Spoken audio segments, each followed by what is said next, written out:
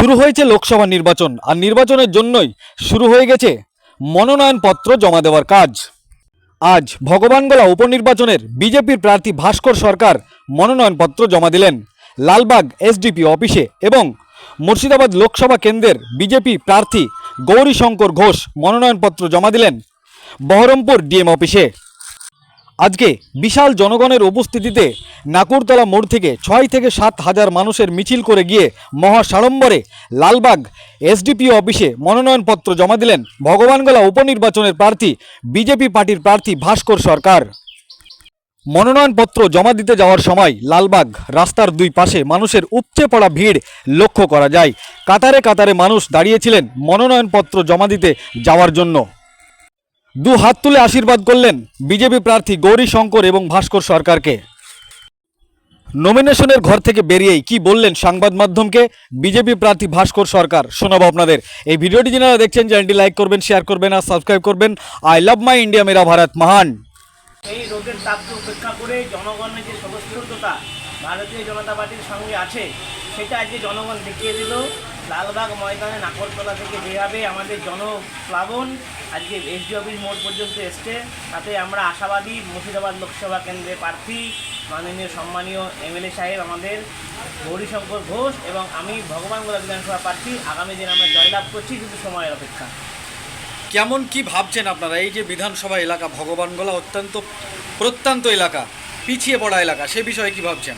আজকে সংখ্যালঘু ভাইরা ঈদ যে পালন করলো কদিন আগে, ঈদের আগে তারা বিভিন্ন যে রাজ্য সেগুলো বিজেপি শাসিত রাজ্য সেখান থেকে কাজ করে এসে বলছে যে আজকে অন্যান্য রাজ্যে যেভাবে আমরা উন্নয়ন দেখেছি, কিন্তু পশ্চিমবাংলায় মমতা ব্যানার্জি মুসলিম সম্প্রদায়ের ভাইদেরকে টুপি পরিয়ে রেখেছে, উন্নয়ন নাই। তাই আজকে তারা বাইরে, পশ্চিমবঙ্গের বাইরে যেসব বিজেপি শাসিত রাজ্য আছে সেইখানে কাজ করতে যাচ্ছে। তারা এবার বলছে এবার যেন আর কাজ করতে না যেতে হয়, নরেন্দ্র মোদী ডবল ইঞ্জিনের সরকার করার জন্য ভগবানগোলাতে ভারতীয় জনতা পার্টি বিজেপি প্রার্থীকে ভোট দেবে।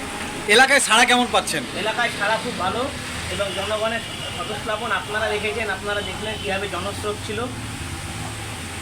দীর্ঘদিন থেকে আমাদের এই এলাকায় একটাই দাবি উঠে আসে, বিশেষ করে আখেরিগঞ্জ ভগবানগোলা একটা কলেজের দাবি, সে নিয়ে কী ভাববেন? আমরা বিধানসভায় যাওয়া মাত্রই আমরা বিধানসভাতে উপস্থাপন করব রাজ্যের নেতৃত্ব এবং আমাদের সম্মানীয় মুখ্যমন্ত্রী যখন থাকবেন তাদেরকে আমরা প্রস্তাব রাখবো। ভগবানগোলা আখরিগঞ্জে অনেক সেখানে টেকার লাইন, বাসের লাইন, খুবই পরিস্থিতি খারাপ, ভাঙন রোড, ক্যাটেল স্মাগলিং, অনেক অসুবিধা আছে।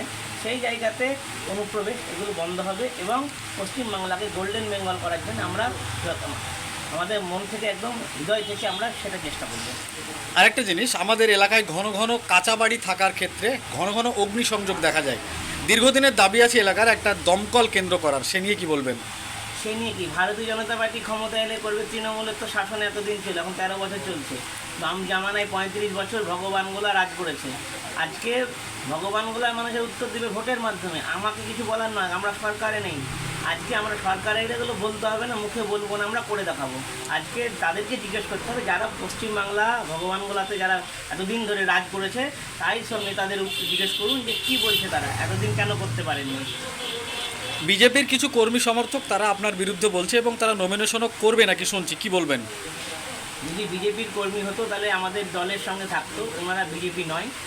রাস্তা থেকে খুলে নেওয়া ফ্ল্যাগ নিয়ে কেউ যদি তৃণমূলের দালালরা যদি বলে যে আমরা বিজেপি কর্মী, তাহলে তো বিজেপি কর্মী হয় না।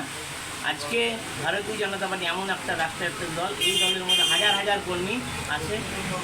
এখন অনেকে তৃণমূলের কাছে পয়সা খেয়ে, তৃণমূলের কাছে বিক্রি হয়ে যদি কেউ করে থাকে তার ব্যক্তিগত ব্যাপার, এটার জন্য দল কোনোভাবেই কোনো কিছু বলতে ইচ্ছুক নয়। বিধানসভার পাশাপাশি লোকসভা নির্বাচন মুর্শিদাবাদ কেন্দ্রে কতটা চাপে রয়েছেন?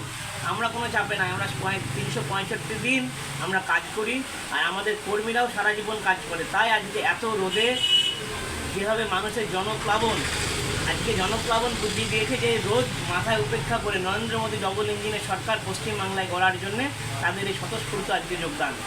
জিত নিয়ে কতটা আশাবাদী? আমরা 100% আশাবাদী।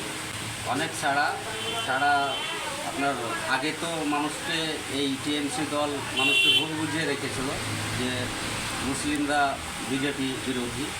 তবে মানুষ বুঝতে শিখেছে এখন নরেন্দ্র মোদী কাজ সবার জন্য করছে, 140 কোটি মানুষের জন্য করছে এবং আজ রেশন থেকে শুরু করে যে সমস্ত উন্নয়ন মানুষের দুয়ারে পৌঁছেছে তাতে নরেন্দ্র মোদী ছাড়া অন্য কিছু বিকল্প ভাবার জায়গায় নেই এই ভারতবর্ষে তথা আমাদের এই ভগবানগোলা বিধানসভা। জিত নিয়ে কতটা আশাবাদী? অনেকটাই 100% আমরা লড়াই দিচ্ছি এবং মানুষ আমাদেরকে আশীর্বাদ করবে এবং আমরা জয়লাভ করব। ভগবানগোলার উপনির্বাচনের প্রার্থী ভাস্কর সরকার এবং আমাদের লোকসভার প্রার্থী আমাদের এই মুর্শিদাবাদ বিধানসভার বিধায়ক মাননীয় গৌরীশঙ্কর ঘোষ মহাশয়ের নমিনেশন, এই দুই উপলক্ষে আমরা আজকে বেরিয়েছি।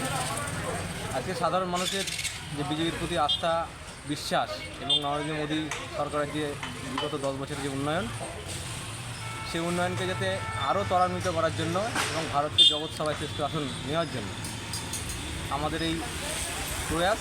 তার জন্য আমরা ভারতীয় জনতা পার্টির দুজন প্রার্থী, আমাদের গৌরীশঙ্কর ঘোষ মহাশয় লোকসভা প্রার্থী, তাকে জেতানোর উদ্দেশ্যে আজকে নমিনেশন পর্ব। আর ভাস্কর সরকার উনি ভগবানগোলা থেকে প্রার্থী, ওনার জন্য আমরা আজকে একসঙ্গে বিধানসভার জন্য একসঙ্গে আমরা যুক্ত হয়েছিলাম। সাধারণ মানুষ দেখছে যে ভারতীয় জনতা পার্টি আজকে রাস্তায়, আর এই সমাগম প্রমাণ করছে যে আগামী দিন ভগবানগোলা বিধানসভা তথা আমাদের মুর্শিদাবাদ লোকসভা ভারতীয় জনতা পার্টি জিতছে, এটা প্রমাণ।